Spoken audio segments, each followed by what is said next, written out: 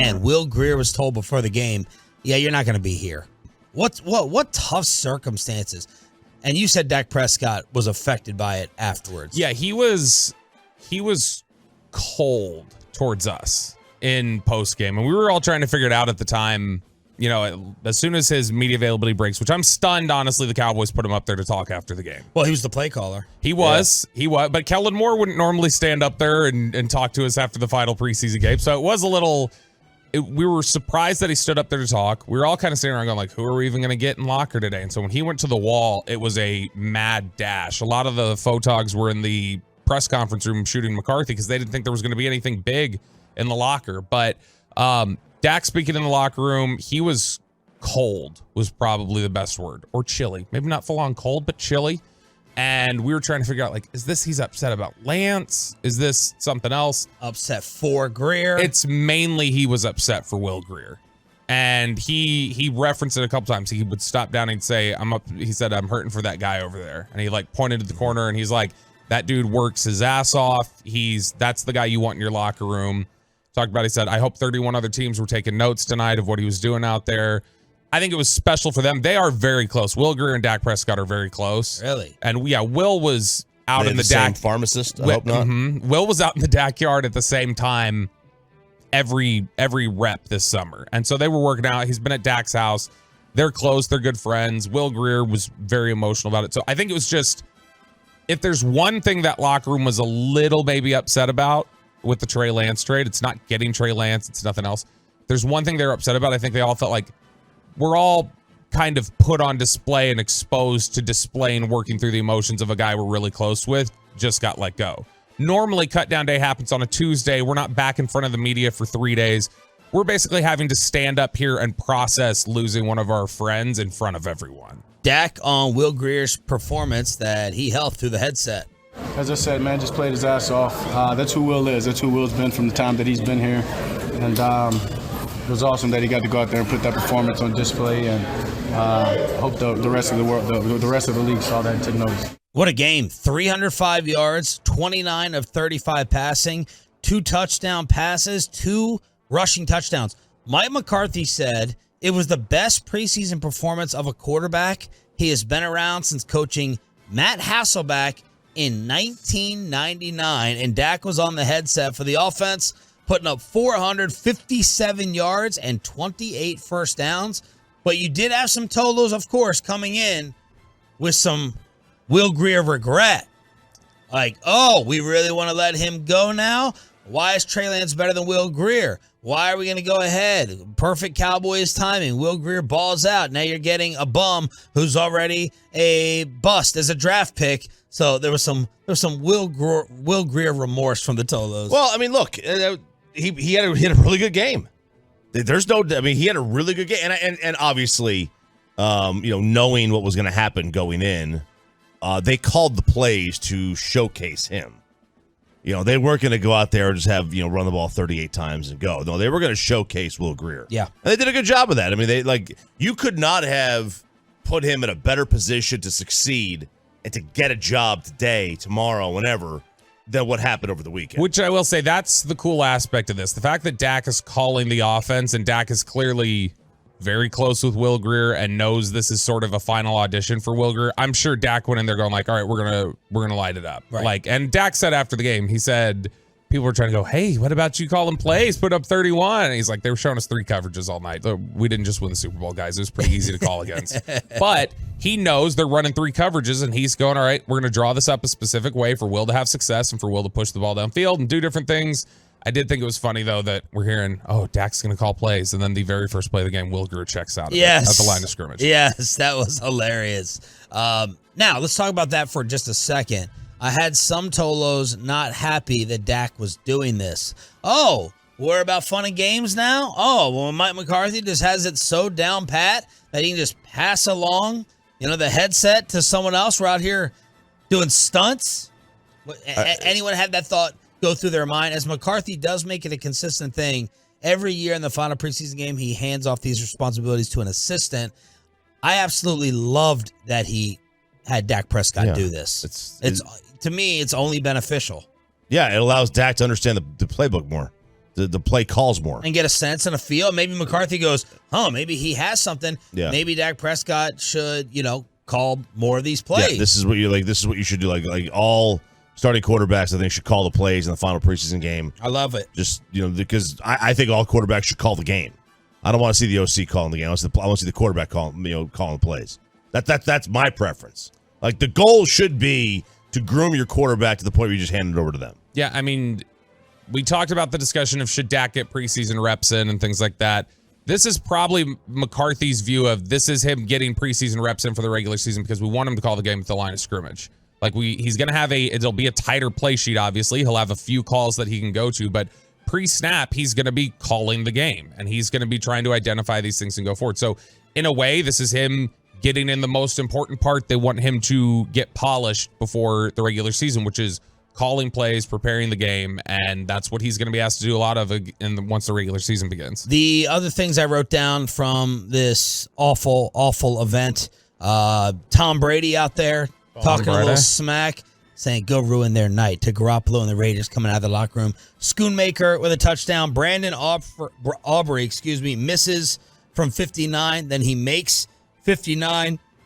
I wrote down Kelvin Joseph offside somehow. Yeah, it was. And then Mozzie, ? What else do we need to know, Bobby, before we get to the cuts? So first off, on the Aubrey thing, the 59-yarder miss and the 59-yarder make. One, I love that they went for those two kicks. I'm glad we got to see that in game. Yeah. But I also love that on the miss, it was wide. Like the fact that it was wide, it wasn't short. He banged it through, and this next one went through with enough leg. And so that's something that Broaddus and I talked about that we hadn't seen. I didn't feel like we were seeing like a booming leg out at camp when he was out there. Like when he was missing, there were times he was missing short. And so I thought that had been a little bit of a concern of mine. So I actually feel better about the kicking situation today than I did on Tuesday because I've seen him really, hit the ball now with good power. So that's a big positive. And yeah, you mentioned the Kelvin Joseph thing there, the offsides. I do not remember the last time a cornerback lined up offsides in the NFL. That's, to me, as bad as the Jalen Tolbert being lined up offsides in overtime against Green Bay. I thought you were going to say Randy Gregory defensive holding. No, stop it. Maybe worse. It might be worse. But, man, that's just an example of the type of, like, keep your head in the game, dude. Like, focus. Do not be distracted by this. One other note I will say, I do think there was a little bit of a message sent that Sam Williams had to play in this game. I think the Cowboys were saying, everybody else was on ice. Sam Williams had to play. And I think that was them saying, just so you know, do not get too comfortable. Yeah.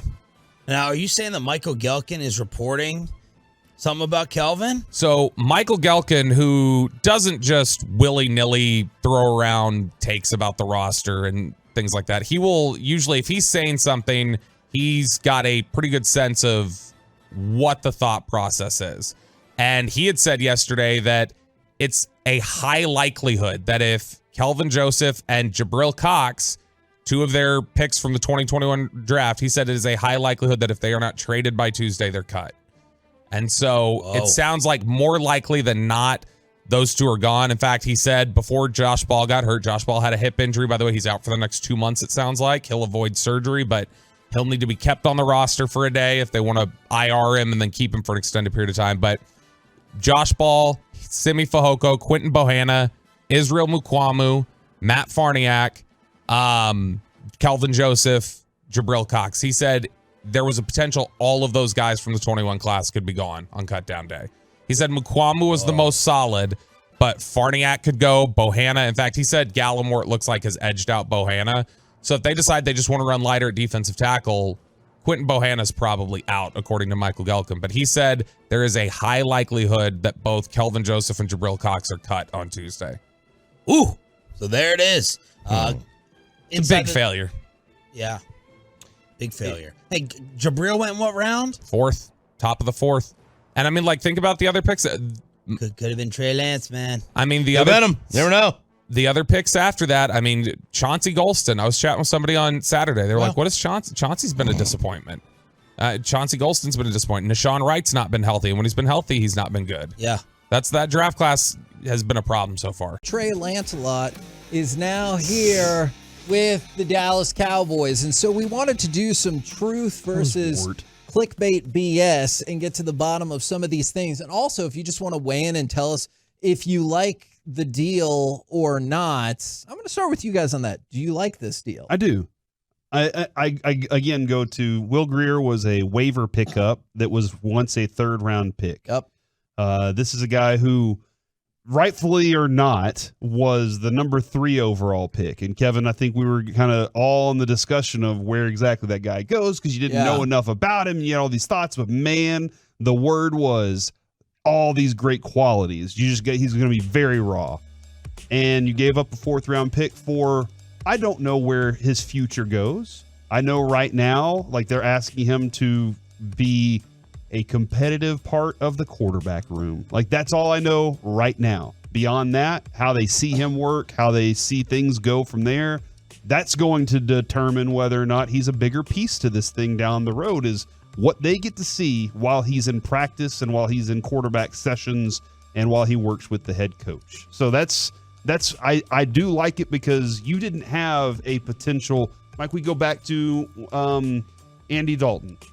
I didn't like having Andy Dalton because you surely didn't. Like Andy Dalton. Because it provided you it provided you the wheel of mediocrity. Yeah. The treadmill of mediocrity is all right. You're going to be probably bad and not get an opportunity to go get a potentially great quarterback. But who did Andy Dalton get you? Mike, right? Yeah. It could have been Trevor Lawrence. Don't want him.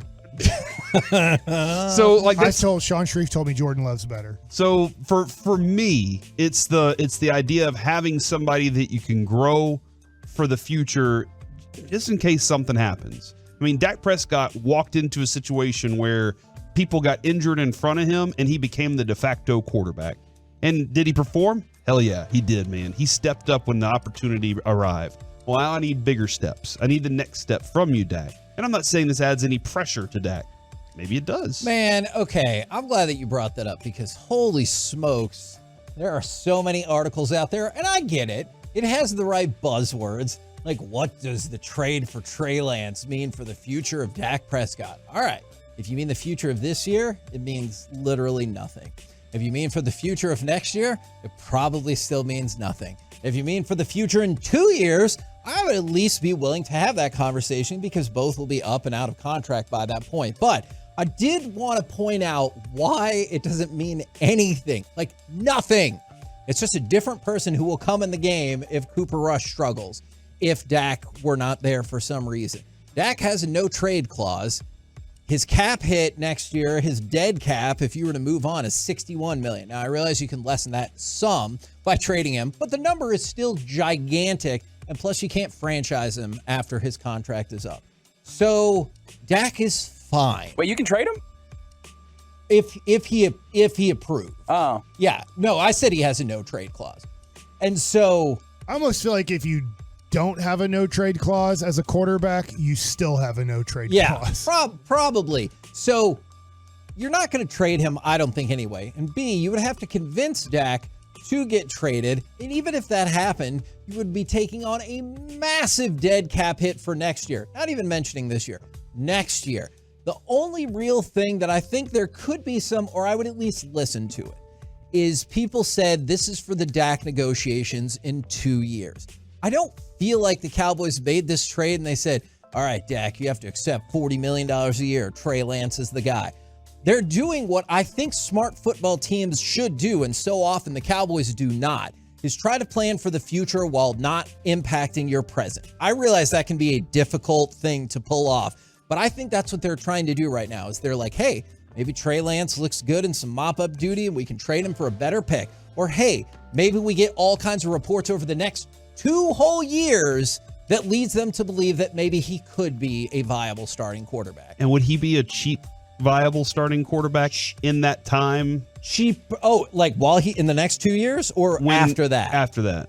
I mean, he would be significantly cheaper, I and think he's also younger. If you were making that move, if there was total belief in that, you would give him like a 4-year Extension. deal. Yeah.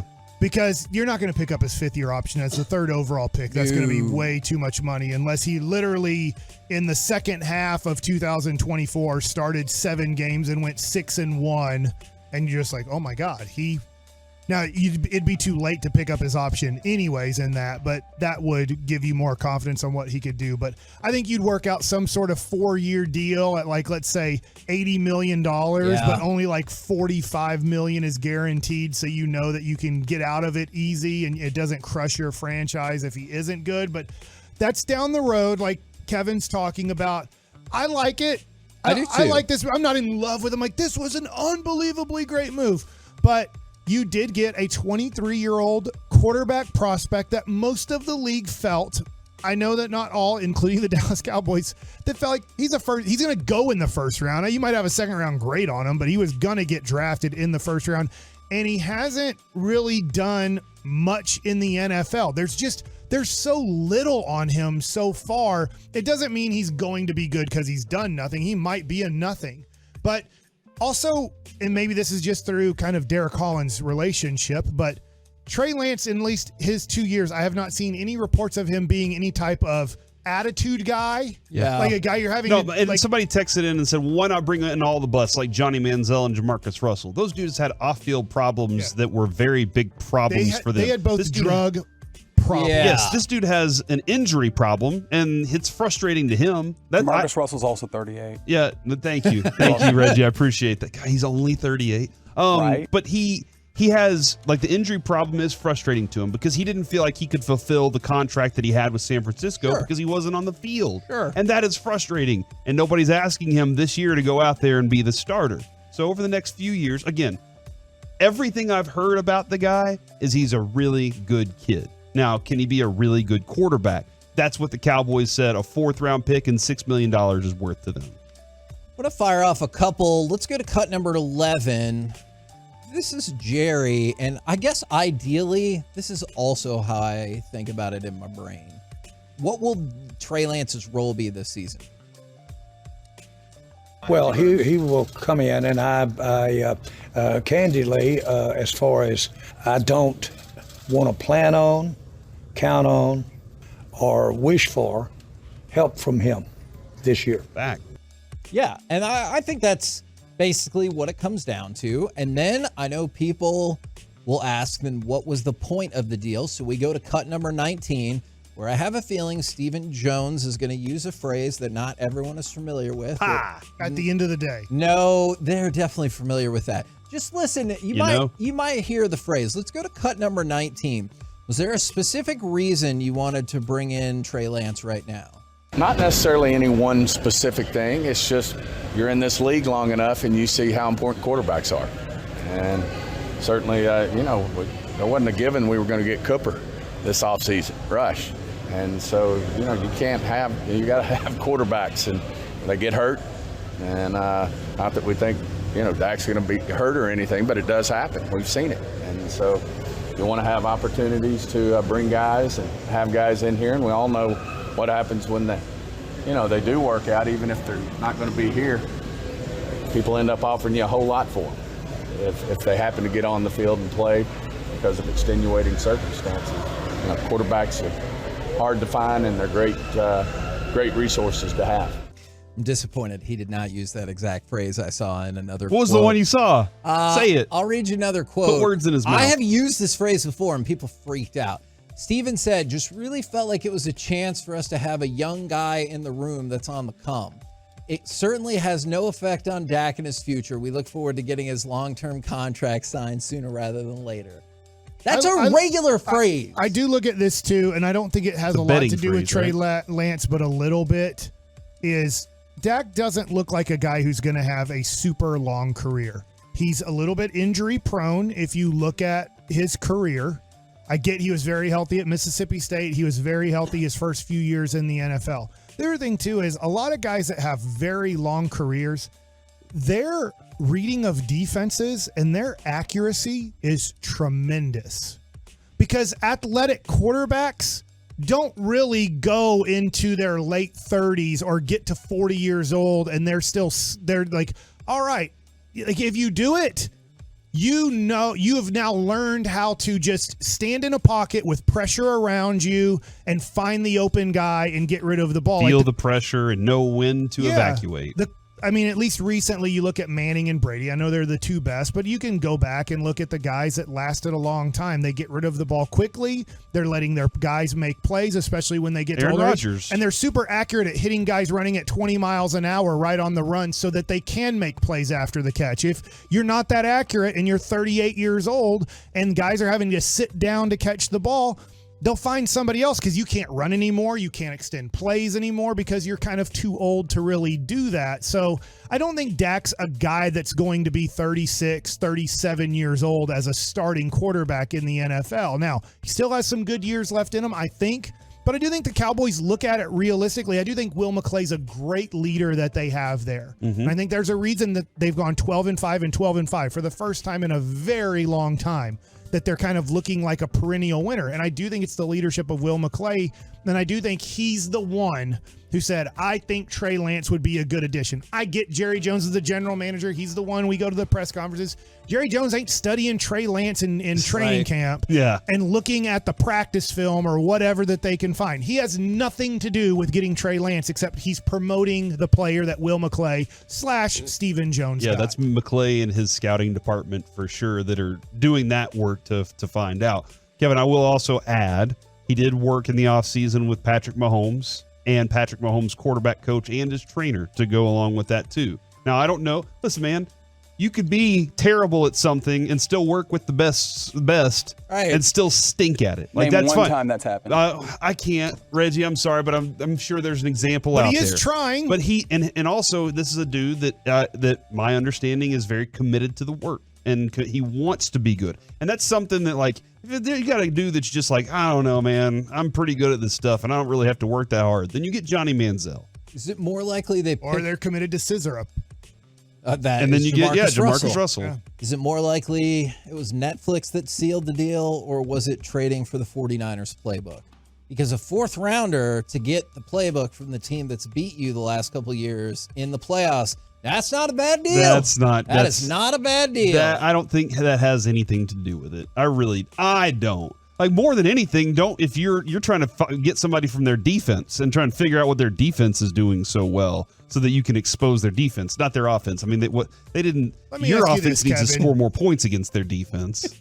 I'm pretty sure you're being sarcastic with that. It was sarcasm, yes. Can you imagine if you were an offensive or defensive coordinator and go, I'm totally screwed. I don't know how to coordinate because they traded for one of our guys, or they picked up a guy off of free agency and he knows, I don't know how to coordinate. He knows the whole playbook. We might as well forfeit because it's going to be like Tecmo Bowl where my offensive line blows up every play because they figured out the plays we're running. I want to hear that from a coordinator. He's like, I don't know how to coordinate anymore. Yeah.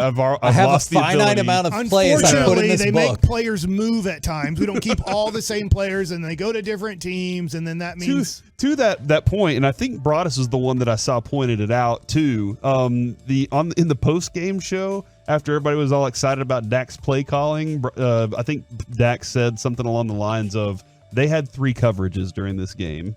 Like, there wasn't a lot of disguise going on. Here I am, like, calling these plays and they're working. It's because they had 3 coverages. Hopefully Trey Lance can give you a heads up about one of them. Like, that's 33% of the battle right there. But look, I'm with you guys. I think it's an intriguing move, and I know Mike McCarthy in the past has loved doing this, drafting quarterbacks all the time, seeing if you can develop them. And Steven brought up a savvy point right there, is if you can develop them, or you get some flashes in mop-up duty or in a preseason game or whatever, you have the potential to trade it for a better draft pick. And if not, like, if something were to happen, wouldn't you feel better if it was Cooper Rush and Trey Lance versus Cooper Rush and Will Grier Saturday? I don't know. Will Grier was amazing. I know. Against those 3 coverages. It really was. Now, but that being said, you're right, Kevin. Like, that, you do want the opportunity for it to grow in value. And then what happens if you got your second quarterback? Let's say it is another franchise quarterback for you, Kevin.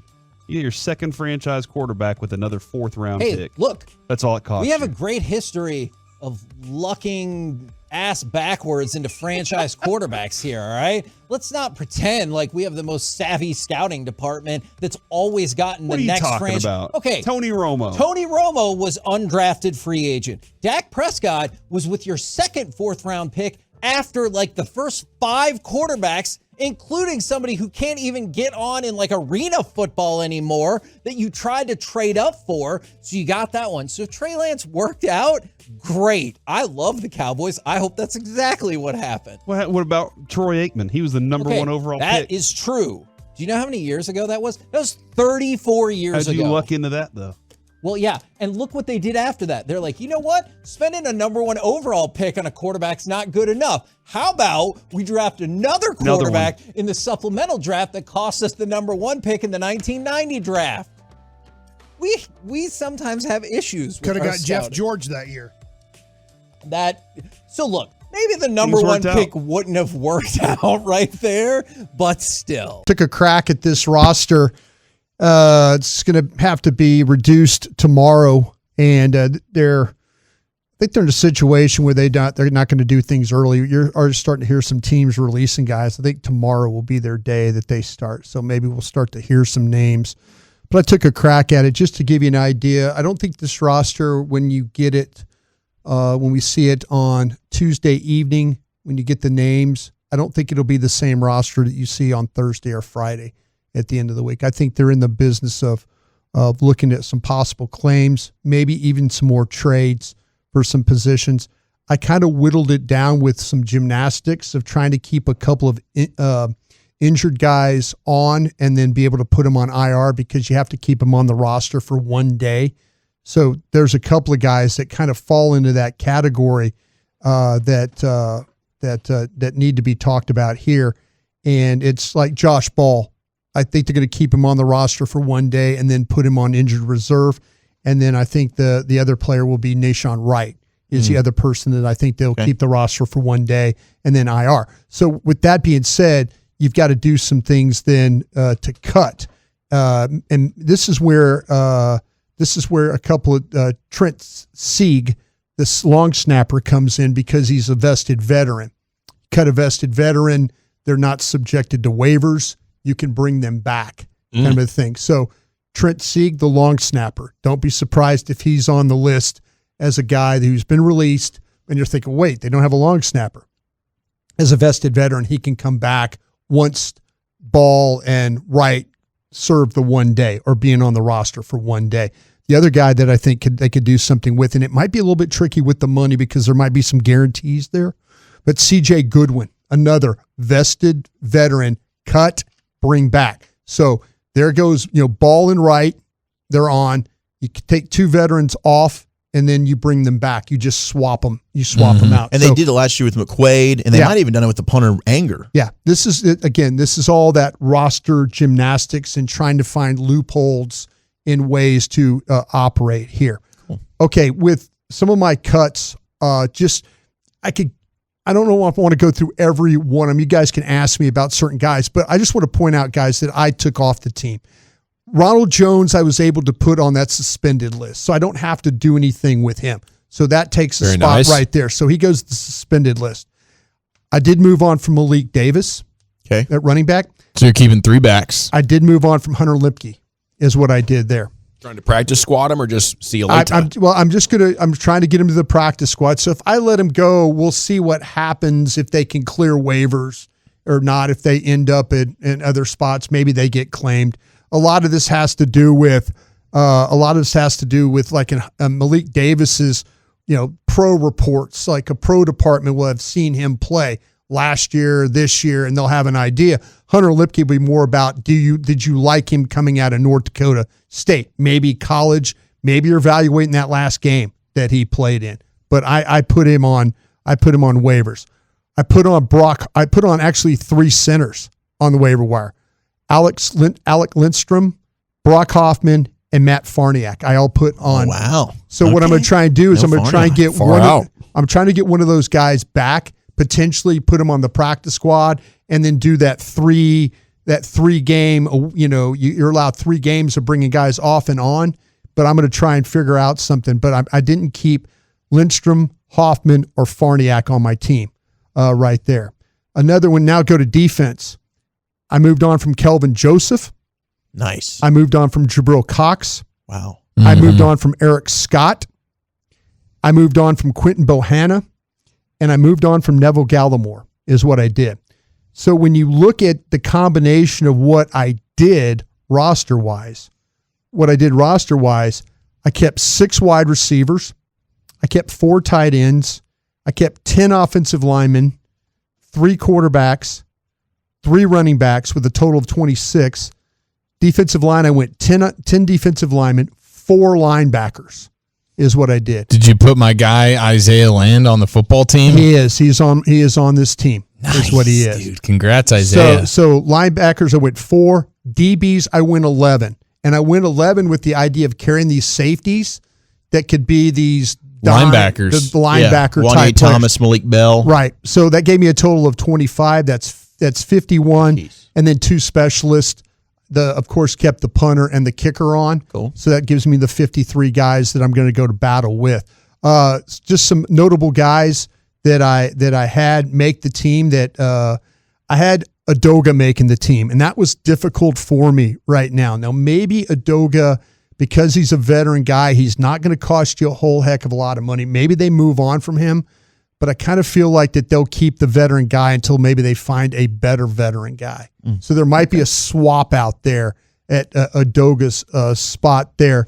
I had Jalen Brooks making this team as well. I thought maybe 6 wide receivers. I wasn't sure if I was going to be able to keep 6, but kind of work things around in order to make that happen. So I was happy to have him on. Wanye Thomas, the safety, is another guy that I kept on the roster. You mentioned Isaiah Land, the defensive end from Florida A&M. That could be one that I feel like that they might say, well, we can get him into the practice squad. I just think he showed too much ability. I think he showed more than what we saw from Scott.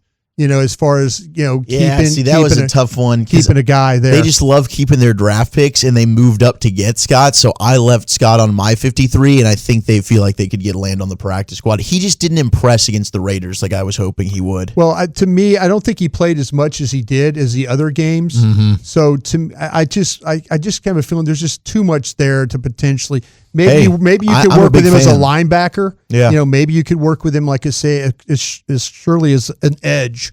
So yeah, I kind of kept him around. He should do that easier than a Wheat, who they were also trying to play some at linebacker. Yeah, I didn't. I moved on from Wheat, but I kept Junior Fehoko on the team, and and everybody else is pretty much just kind of in line of what we're talking about with some of these other, with some of the potential other moves. So you go 4 at tight end, you go 6 at wide receiver. Where do you feel like you shortchanged a position group? Linebacker. Linebacker's the spot. Yeah, linebacker's the spot. And I'm going to have to try and figure this out, though. Is there going to be somebody out there? I think if they're claiming positions, keep an eye on linebackers for sure. Now, maybe, like I say, they really do like these safeties, whether it's Ball, Thomas, those kinds of guys. I mean, Bell. Yeah, Marquise Bell. Bell and Thomas and those guys, they kind of like those. I thought maybe that Kelvin Joseph might have been that guy that could have been the slot, special teams, linebacker, safety kind of guy. I just I'm getting the gut feeling that they're kind of just ready to move on from there. I don't know if I've ever seen a cornerback line up in the neutral zone. No, but it shows you though sometimes his lack of awareness. We've talked about his ability when he covers kicks or covers punts and he runs into a fair catch guy. You have to be able to play with some awareness like that. And last year, Tolbert in the Green Bay game, did he line up off sides? Sometimes Randy Gregory a couple years ago. Randy Gregory's another, which makes more sense from an end, but a corner, never seen that. Do you guys think that by moving on from Bohanna and Gallimore, is that something you agree with, or is that something you don't agree with? I agree with that. Yeah, I mean, that was the only question for me. I'm like, losing both of those guys, how deep are you in the interior there? Do you really like Chauncey Golston that much? I thought he was nice last year, did some things, but in camp so far, I'm going, has Chauncey Golston done enough to really keep his job? But I get it. And all those other guys like that you mentioned, I really like if this is the way the Cowboys go about it, I will say like 2 thumbs up. I love all the things that you did, but that defensive tackle spot, there is a question for me there. Like, where do you go? Obviously, you're going to lean on Mozzie Smith, right? Yeah. But Hankins Hines and Smith, and then I think Golston would be your third backup one tech there. Yeah, I think so too. And you could also, like I said, it's Fehoko, who I've kept on. I know the reason I kept Fehoko on this defense is because I know he has Dan Quinn as a sponsor. Dan Quinn was the one that basically said, hey, this is my guy. Let's draft him. Let's do this. He was selected where he was. And he deserves time. Yeah. Well, I mean, he was injured for a little bit, and it's just now kind of playing his way back. So, yeah, this one was more to me about the coach than it was what I saw in the ability, at least right now. Gotcha. There he is, Bryan Broaddus, former Cowboys scout, with his 53-man projection. The official roster will come down tomorrow afternoon.